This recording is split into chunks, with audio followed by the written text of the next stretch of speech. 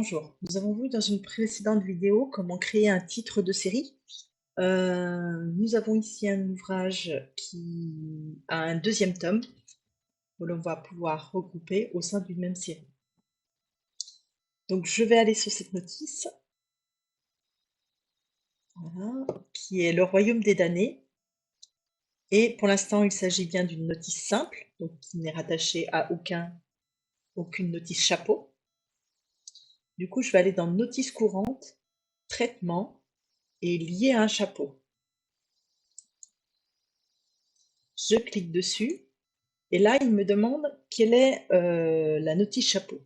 Donc, c'est préférable d'avoir constitué préalablement la notice chapeau. Alors, c'est le royaume des damnés.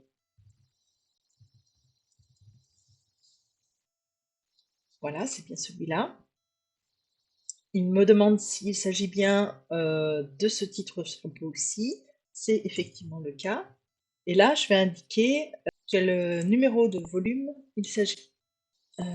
Alors, Nanook me demande s'il souhaite redescendre des informations du chapeau dans le tome.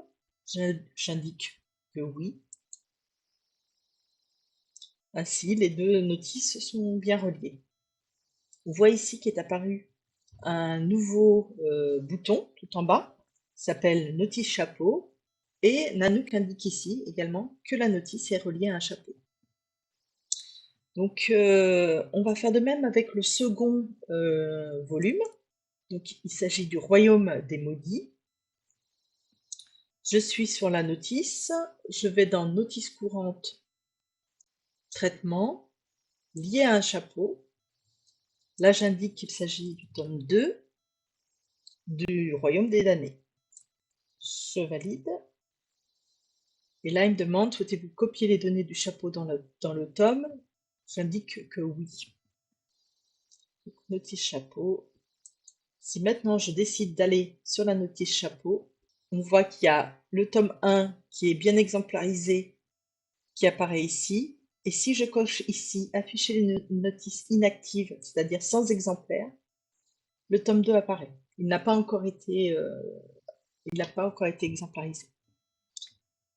Voilà, vous avez vu comment lier des notices simples à une notice chapeau. Je vous souhaite une bonne journée et à bientôt.